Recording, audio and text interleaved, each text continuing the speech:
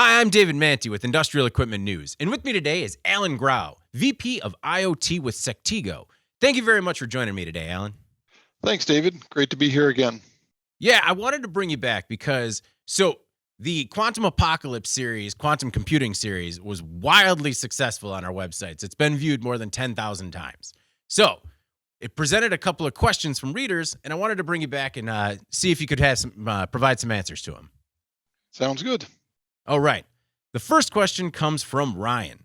He said, back in 2000, there were a bunch of software engineers who worked very hard at putting in solutions and safeguards which prevented the, quote, apocalypse from falling on us. Others did little and didn't have any trouble. So is it better to be safe than sorry or gamble that it won't matter? Yeah, so, well, not to be overly pedantic, but I think it was all before 2000 that all that work went in. True. And, we didn't see any big issues when we hit the Y2K rollover. And a lot of that was because people had put in a lot of effort. And, people put effort into those systems that they knew were most critical or most vulnerable or had known problems in them. The widespread concern was more in areas of deeply embedded systems, that were controlling the power grid and other systems like that. And that was the one that was the big question mark. And as it turned out, the critical systems did get updated, and we really did see very few issues at that time. But again, I think that wasn't just because we got lucky. I think it was because we addressed the critical systems, those that had the biggest issues, and we did do a lot of work on addressing those things. Okay. John, actually, another reader, wanted to know the same thing. How is it different from the 2000 computer apocalypse? And my question is, I guess I was younger during Y2K, so all I remembered was a lot of media surrounding the potential it held, and then it kind of fizzled out because there wasn't anything. Do you think there was a lack of coverage, or maybe people didn't get enough credit for everything they did to make sure it didn't happen? Yeah, no, I think I'm a couple years older, so I do remember that. And there were a lot of teams that worked very hard on addressing those issues, and planning ahead of time, making sure they were resolved ahead of time. So I think there is a parallel here that this is probably going to it's not the same problem. It's not a problem that occurs on a specific date. It's a matter of, as quantum computers progress, they will be able to solve problems that traditional computers can't. And the exact date in which that happens is much fuzzier. There will be, it's more of a gradual progression, but over time, quantum computers will be able to break some of these critical algorithms. And so, it is something that can't be ignored, just like Y2K wasn't ignored. So, yeah, there was a lot of media hype over what could happen and all the bad things that could happen. And in some ways, this is similar. And hopefully we'll see a similar result that people really will put in the effort ahead of time, do the due diligence, do the hard work to make sure that our systems are updated to to ensure that we don't suffer from some of these problems.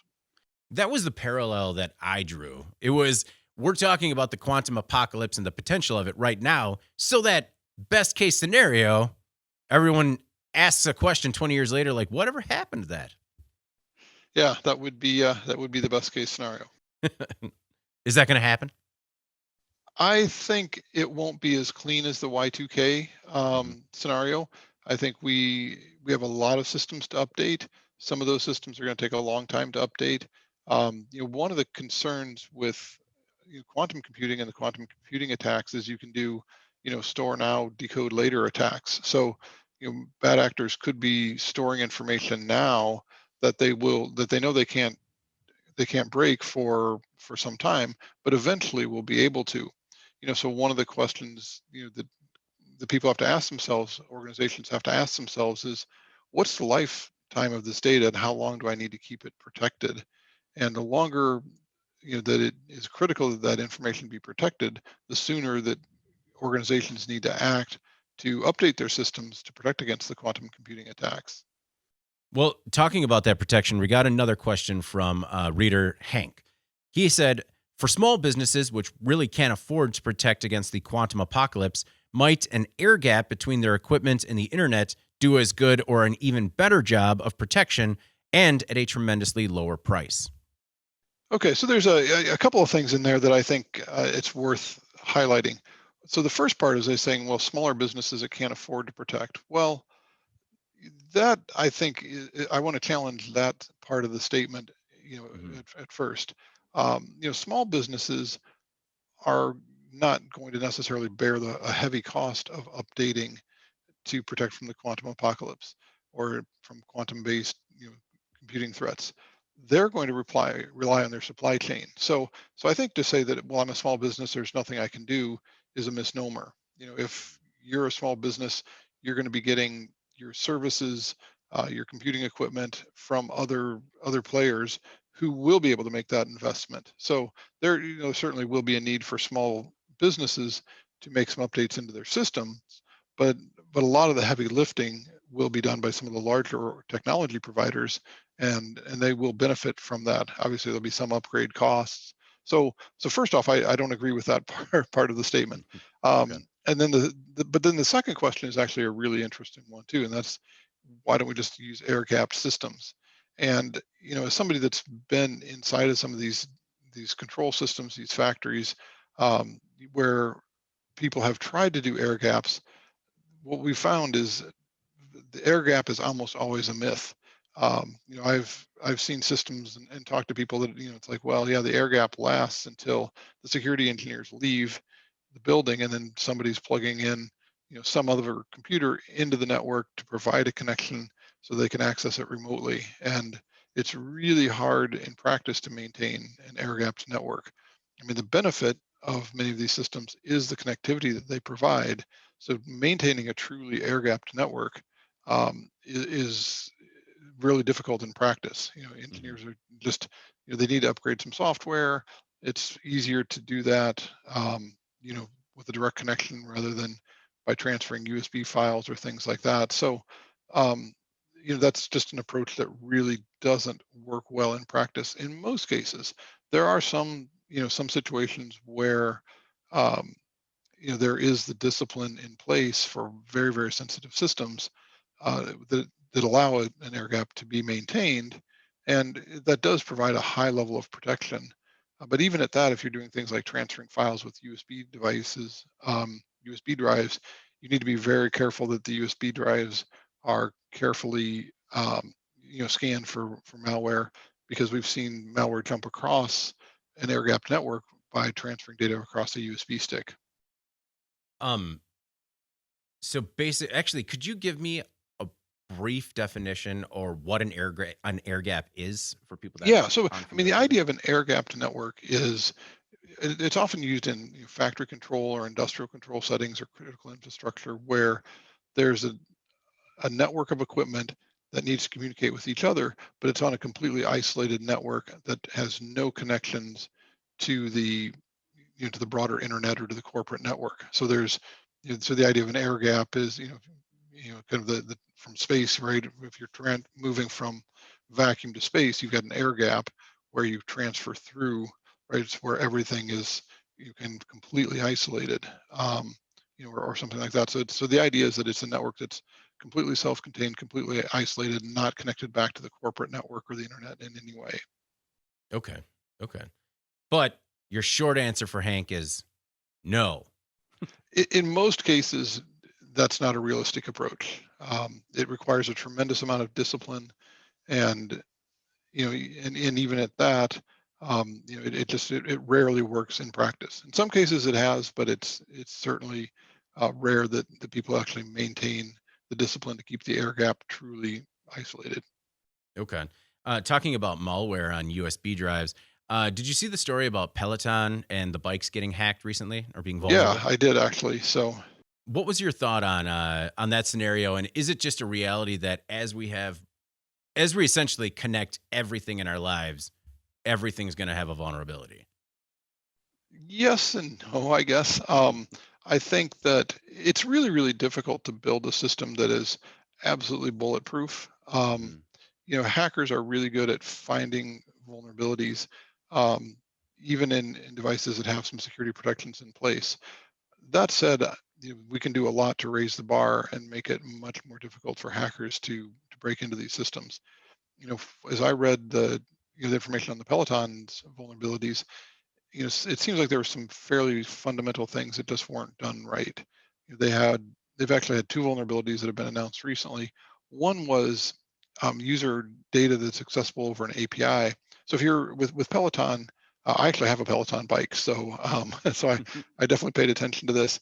But if I'm in a class or writing, I can see how other people are doing in real time, and compare myself to them. Right? You can see that data.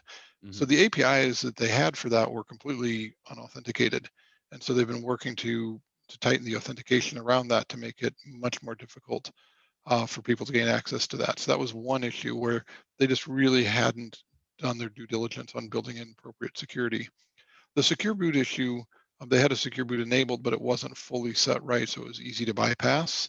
And so again, it seems like they really hadn't focused as heavily on security as they should have. Hmm. And companies can do better. They can do more. They can put more effort into building security in from the ground up, ensuring they've got the various, you know, multiple levels of security to cover all the fundamental attacks, and then having penetration testing done, so that if there are easy to exploit vulnerabilities, those can be addressed and resolved. So I don't think it's completely inevitable. Hmm. Hackers, we can certainly raise the bar very significantly um, on on what hackers are able to access. Okay. When did you get that Peloton? I heard it was a game changer during the pandemic. Yeah, we did. We actually did get it during the pandemic, probably fairly early on in the pandemic. Had been talking about it, thinking about it for a while, and yeah, once that hit, it was an easy decision for us. All right. Well, our final question is a bit of a doozy, and it's a little long. So uh, thank you for your patience. And it comes from a reader who didn't provide his name, just called himself or herself North America First. The person asked or said, China already has a purpose built quantum computer that uses laser light that is designed to break the AES algorithm. These developments could literally project us back to the early 1980s when everything was done via phone, fax, and FedEx. A more likely outcome would be the breakdown of the WWW into country by country or trusted country by country intranets with no access to outside networks. Our data would be exposed, but we would operate based on the confidence that no state actor is able to intercept the traffic.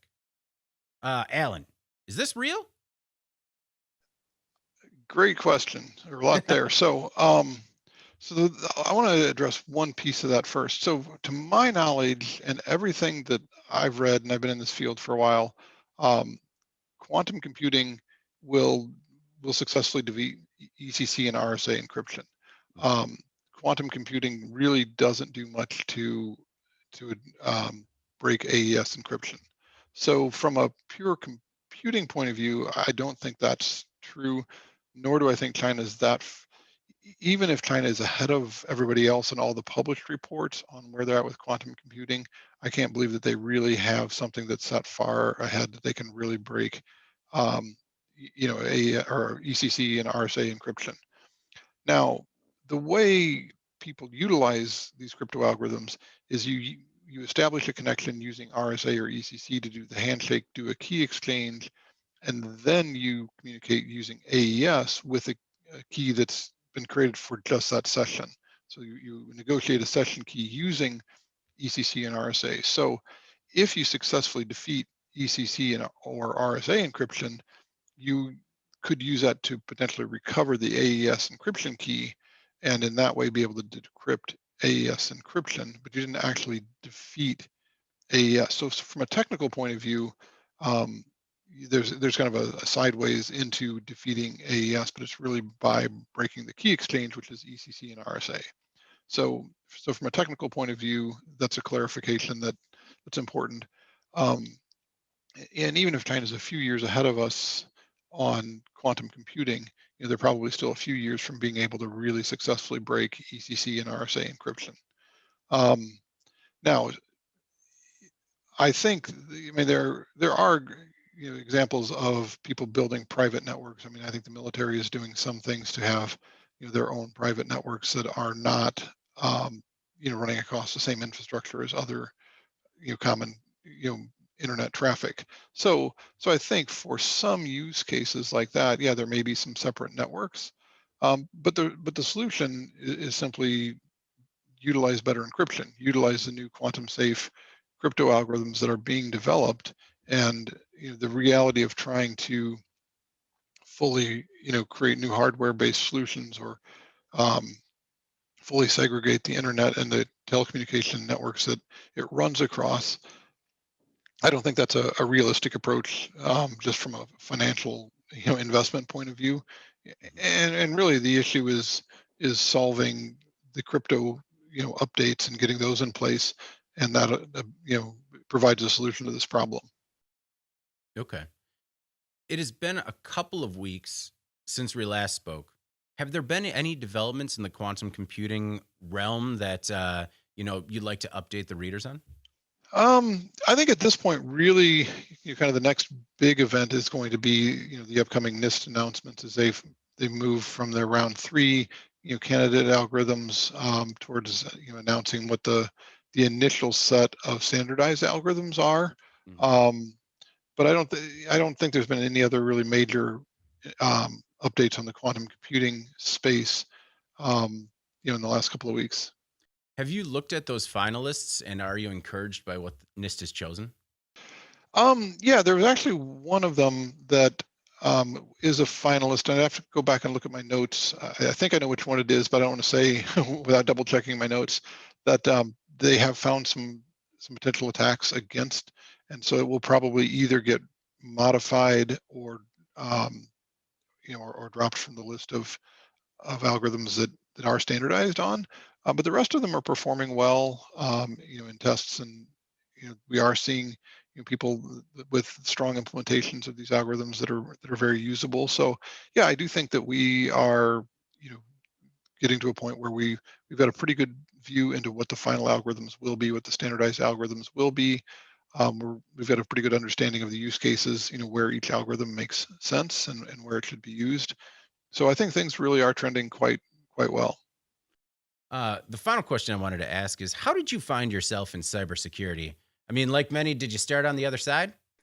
Um, no, actually, I mean, my history is, I founded Icon Labs with a partner, business partner, back in 1996, quite some time ago, and we were doing work in embedded systems and a lot of work around embedded protocols, so helping telecom devices and other early connected devices to be able to communicate. And in doing that, the requirements around cybersecurity started to bubble up, and so we really started to focus on that. And in the probably about 10 years ago, really saw that what is now the IoT was where things were headed for the embedded devices. The connectivity was just starting to explode, and with that, really saw the need for greater security for those devices, and so really focused on building out solutions for building strong security into embedded and specialized devices. So it really was kind of an evolution, in that way. Excellent. Um, well, Alan, thank you very much for taking the time today. I really do appreciate it. Thanks, David. Yeah, it was good to catch up. Um, if anybody else has any additional questions, please comment below, or you can always email me at david@ien.com. And hey, Alan, if we get any good ones, I hope to do this again. Sounds great. Thanks, David. All right. For Alan Grau, I'm David Manti with Industrial Equipment News, and this is part 6 of the Quantum Apocalypse Quantum Computing series. Maybe we'll see you next time.